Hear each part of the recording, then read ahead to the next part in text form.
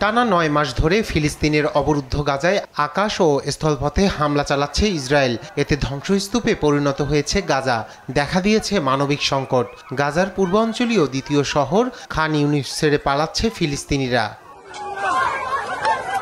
২ সপ্তাহ আগে এলাকাবাসীর বাড়িঘর খালি করার নির্দেশ দেয় ইসরায়েলি বাহিনী।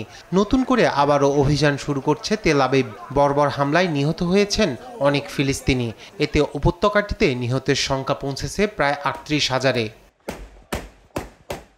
ইসরায়েল ও হামাসের মধ্যে যুদ্ধ শুরু হওয়ার পর থেকে গাজা উপত্যকায় প্রতি ১০ জনের মধ্যে ৯ জন অন্তত একবার বাস্তুচ্যুত হয়েছেন বলে জানিয়েছে জাতিসংঘের মানবিক বিষয়ক সংস্থা OCHA।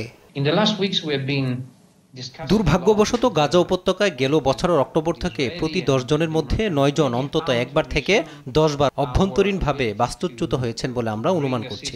রাফাতে সামরিক অভিযান এবং দক্ষিণ গাজার এই শহরটি থেকে অতিরিক্ত বাস্তুচ্যুতির ঘটনায় সে সংখ্যা আরও বেড়েছে। গত ৯ মাস ধরে এই অঞ্চলের বাসিন্দারা দাবার গুটির মতো ঘুরে বেড়াচ্ছে। এদিকে গাজায় যুদ্ধ থামাতে ইসরায়েলের কাছে নতুন ফর্মুলা উপস্থাপন করেছে ফিলিস্তিন প্রতিরোধ আন্দোলন হামাস, যেখানে রয়েছে অস্ত্রবিরতি ও জিম্মির মুক্তির রূপরেখা।